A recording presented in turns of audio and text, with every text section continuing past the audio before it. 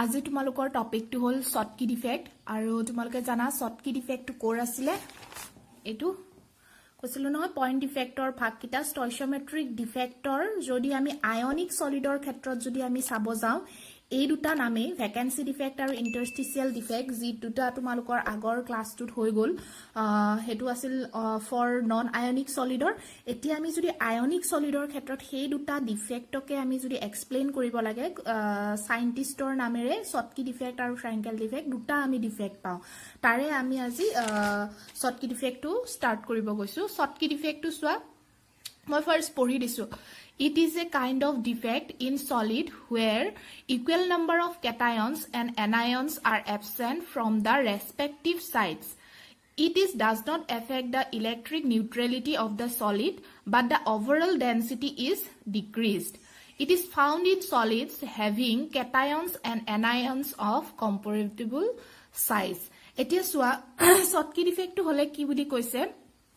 এটা ক্রিস্টাল হব লাগিব এনেকুৱা আৰু ক্ৰিস্টালটো যেহেতু তোমাৰ বা সলিডটো যেহেতু তোমাৰ আয়নিক সলিড কি আয়নিক সলিডত কি থাকিব আয়ন থাকিব এটা কেটায়ন এটা এনায়ন এনেকুৱা টাইপত তোমাৰ এৰেঞ্জমেন্টটো থাকিব লাগিব তেতিয়া হলে শৰ্টকি ডিফেক্ট কেতিয়া হ'ব যেতিয়া তাত ইকুৱেল নাম্বাৰ অফ কেটায়ন আৰু এনায়ন মিসিং হৈ থাকিব তাৰমানে তোমাৰ যদি এটা কেটায়ন তোমাৰ এটা পজিশনৰ পৰা বা এটা ঠাইৰ পৰা নোহোৱা হৈছে ঠিক তেনেদৰে এটা এনায়নো এটা তাৰ নিজৰ পজিশনৰ পৰা নোহোৱা হ'ব লাগিব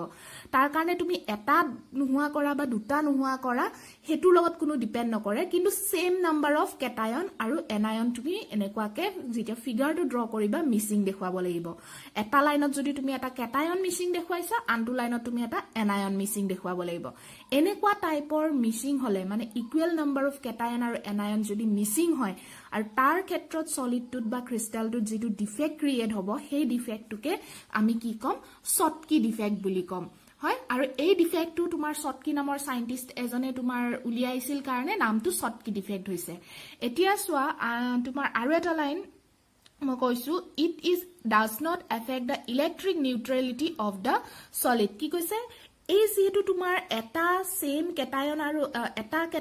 এটা এনায়ন বা ইকুৱেল নাম্বাৰ অফ কেটায়ন আৰু এনায়ন মিসিং হয় এনেকুৱা টাইপৰ ডিফেক্ট বুৰত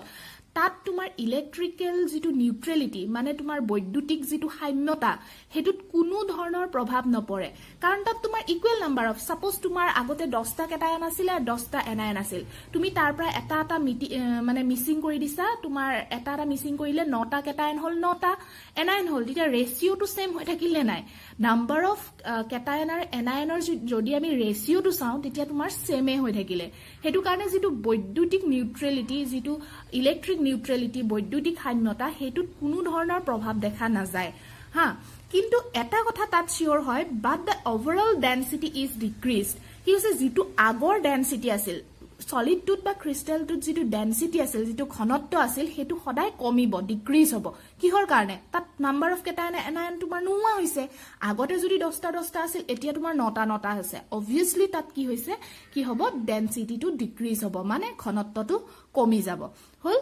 তাৰ পিছত দিছে it is found in solids having cation and anions of comparable size মানে কি কৈছে এনেকুৱা টাইপৰ ডিফেক্টবোৰ মেইন কে কোড দেখা যায় যিবোৰ আয়নিক সলিড মই এটা এক্সাম্পল লিখিছো যিবোৰ আয়নিক সলিডত যত কেটায়ন আৰু এনায়নৰ সাইজটো প্ৰায় একে দেখা যায় সমান দেখা যায় তাত কোনো সাইজৰ ডিফাৰেন্স দেখা নাযায় যোনবোৰ ক্ৰিস্টালৰ বা যোনবোৰ আয়নিক সলিডৰ কেটায়ন আৰু এনায়নৰ সাইজৰ মাজত কোনো ডিফাৰেন্স দেখা নাযায় প্ৰায় সমান হয় তেনেবোৰ ক্ৰিস্টালতহে এনেকুৱা টাইপৰ ডিফেক্ট পোৱা যায় হেতু কথা কৈছে গতি মই তোমালোকৰ বুকত তোমালোকৰ যেটো তোমাৰ টপিক আছে যেটো প্যাৰাগ্ৰাফ আছে তাত তোমাৰ এইখিনি কথাটো লিখা আছে তাৰ ওপৰঞ্চি এটা দুটা কথা বেছিকেও লিখা আছে NaCl ত তোমাৰ কিমানটা শৰ্টকি পেয়াৰ থাকে হেতু এটা আছে তোমালোকৰ এক্সাম্পলটো মই ইয়াত যে লিখি দিছো NaCl KCl AgBr etc বুলি তাত তোমালোকৰ বুকত আৰু আছে আৰু লগতে NaCl ত কিমানটা শৰ্টকি পেয়াৰ থাকে হেতু তোমাৰ বুকত আছে চাবা আৰু হেতু 1 মাৰ্কছৰ কোৱেশ্চনৰ কাৰণে ইম্পৰ্টেন্ট হয় মই ইয়াত লিখিব পাহৰি গলো তোমালোকৰ বুকখনত আছে চাবা বুকত বুকত যেটো মইতো কৈছোৱে এটো টপিক একেটা টপিক মই নোট নিলিখাও তোমালোকক ডাইৰেক্ট বুকৰ পৰা পঢ়িব কৈছো কাৰণ এইখিনিটো থাকিবই ইয়াত তোমাৰ এই নিউট্ৰেলিটিৰ ওপৰত 1 মাৰ্কছৰ কোৱেশ্চন আহিব পাৰে ডেনসিটিটো ইনক্ৰিজ হয় নে ডিক্ৰিজ হয় তাৰে ওপৰত তোমাৰ কোৱেশ্চন আহিব পাৰে আৰু এইখিনিটো শৰ্ট নোট টাইপটো আহিব পাৰে তাৰ ওপৰঞ্চি তোমাৰ এক্সাম্পল দি পেলাই তোমাৰ 1 মাৰ্কছৰ কোৱেশ্চন আহিব পাৰে আৰু NaCl ৰ ওপৰত যেটো তোমালোকৰ বুকত আছে NaCl ত কিমানটা শৰ্টকি পেয়াৰ থাকে কিমান ঘনত্বত কিমানটা শৰ্টকি পেয়াৰ থাকে তেনেকুৱা লাইন এটা পাবা সেই লাইনটোৰ ওপৰতো কোৱেশ্চন আহিব পাৰে গতি হেতু বস্তু মই ইয়াত লিখিব ৰৈ গল হেতু কাৰণে মই তোমালোকক বাৰে বাৰে কৈছো হেতু বস্তু বুকত আন্ডাৰলাইন কৰি থবা আৰু এইখিনি বস্তু মই জাস্ট তোমালোকৰ য'ত ইম্পৰ্টেন্ট কোৱেশ্চন আহে সেইখিনিহে মই ইয়াত লিখিছো আৰু শৰ্টকি ডিফেক্ট বুলি ক'লে যেটো মেইন কনসেপ্ট হেতুহে ডিসকাস কৰিছো যে শৰ্টকি ডিফেক্ট হলে ফাৰ্স্ট কথা তুমি এটা লাইন লিখিবই লাগিব হেতু হল কম্পালসৰি হেতু হল কোনটো যে ইকুৱেল নাম্বাৰ অফ কেটায়ন আৰু এনায়ন সদায় এবসেন্ট থাকে শৰ্টকি ডিফেক্টত ইকুৱেল নাম্বাৰ এইকেইটা ওয়াৰ্ড তুমি বহাবই লাগিব যেতিয়া তুমি শৰ্ট নোট লিখা তেতিয়ালে কি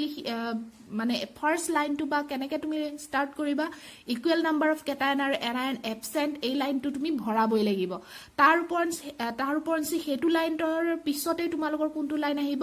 এইটো ইলেক্ট্ৰিক্যাল নিউট্ৰেলিটিৰ কথাটো হেতু তুমি সিওৰ লিখিবই লাগিব তাৰ ওপৰঞ্চি তুমি এইটো লিখিব লাগিব যেটো তোমাৰ ডেনসিটিৰ কথাটো হেতু তুমি লিখিবই লাগিব তাৰ পিছত তোমালোকে এই ফিগাৰটো ড্ৰ কৰিবই লাগিব ফিগাৰটো বুকত তোমাৰ ডাঙৰকে আছে মই সৰুকে আকিছো ফিগাৰটো ড্ৰ কৰিব লাগিব য'ত ফিগাৰত তোমাৰ ক্লিয়াৰলি এনেকুৱাকে হ'ব লাগিব এটা যদি তুমি কেটায়ন মিসিং কৰা এটা এনায়ন তুমি মিসিং ৰাখিছা প্লাস মাইনাস এনেকে তুমি দেখাব লাগিব তেতিয়াহে বুজি পাব ন কেটায়ন এনায়নৰ কথা তুমি ইয়াত মেনশন কৰি আছা বুলি আৰু বাকি তোমালোকে মাৰ্ক চাই পেলাই ভৰাবা শৰ্ট নোট হলে যে তুমি অনলি এক্সাম্পলে লিখি থৈছা এনেকে যদি মার্কস 2 মার্কস আছে বা 1 মার্কস 1.5 আছে তেতিয়া হলে তুমি এনেকে ইখিনি মান লিখি থলে হ'ব যদি তোমাৰ 3 মান আছে তুমি NaCl ৰ যিখিনি শৰ্টকি পেয়াৰৰ কথা তোমাৰ বুকত আছে সেইখিনি তুমি ভৰাব পাৰা কিন্তু এই তোমাৰ বলে 2 মাৰ্কস আছে বা 1.5 আছে তুমি অনলি বলে NaCl ৰ যিখিনি শৰ্টকি পেয়াৰৰ এক্সাম্পলৰ যিখিনি কথা সেইখিনি লিখি থৈছা বলে মেইন এইখিনি কথা লিখা নাই তেতিয়া হলে কিন্তু মার্কস নোপোৱা তোমাৰ যিমানে তুমি ডাঙৰ নকৰা তোমাৰ প্যাৰাগ্ৰাফটো তোমাৰ ফিগাৰ ড্ৰ কৰিছা কিন্তু NaCl ৰ কথাখিনি লিখি থলা মেইন এইকেইটা পইণ্ট নিলিখিলাই তেতিয়া হলে কিন্তু নহব আৰু এইটোৰ ওপৰটো 1 মাৰ্কছৰ কোৱেশ্চন আহে যেটো মই কৈছো যে NaCl বা তুমি KCl লোৱা যিবোৰ মানে শৰ্টকি ডিফেক্ট যোনবোৰ আয়নিক সলিডত হয় হেহতৰ কেটায়ন আৰু আনায়নৰ মাজৰ সাইজৰ কোনো ডিফাৰেন্স নাথাকে এইবোৰ মাল্টিপল চয়েস কোৱেশ্চন এন্ট্ৰেন্সে হওক যিকোনো টেষ্টে হওক এইবোৰ তোমালোকৰ আহিব পাৰে হল আৰু মই এটো AGBR যেটো এনেকুৱা ৰাউন্ড কৰি দিছো হেতু কিয় কৰিছো হেতু তোমালোকে ফ্ৰেঙ্কেল ডিফেক্ট মই যেতিয়া ডিসকাস কৰিম তেতিয়া মই এটো কম AGBR মই কিয় ৰাউন্ড কৰিছো আৰু শৰ্টকি ডিফেক্টৰ হল মেইন কথা এইখিনিয়ে তোমালোকে বুকত লাইন বাই লাইন পঢ়িবা আৰু যদি কিবা বুজি নোপোৱা মোক সুধি ললে হল আৰু ফিগাৰটো কিন্তু ড্ৰ কৰিব নাপাহৰিবা আৰু এক্সাম্পলবোৰ মনত ৰাখিবা এক্সাম্পল খুধে আৰু AGBR মই এটো ৰাউন্ড কৰিছো এটা কাৰণতে AGBR তুমি শৰ্টকি ডিফেক্টও দেখুৱাই আৰু ফ্ৰেঙ্কেল ডিফেক্টটো তোমাৰ দেখুৱাই মানে সিলভাৰ ব্ৰমাইটে বোথ শৰ্টকি ডিফেক্ট আৰু ফ্ৰেঙ্কেল ডিফেক্ট দেখুৱাই হেতু কাৰণে এই কোৱেশ্চনটো আহে কোনটো ক্ৰিস্টেল বা কোনটো সলিডে দুইটা ডিফেক্ট দেখুৱাব পাৰে শৰ্টকি ডিফেক্ট এন্ড ফ্ৰেঙ্কেল ডিফেক্ট তেতিয়া হলে তোমাৰ কি লিখিব লাগিব সিলভাৰ ব্ৰমাইট বা AGBR তেনেকে তোমালোকৰ বুকতো আছে এই লাইনটো আৰু এই লাইনটো কোৱেশ্চনত আহে হেতু কাৰণে মই ৰাউন্ড কৰি দিছো হ'ব আৰু এতিয়া ইয়াতে থাকক শৰ্টকি ডিফেক্ট এইখিনিয়ে কিবা বুজি নাপালে মোক সুধিবা থ্যাংক ইউ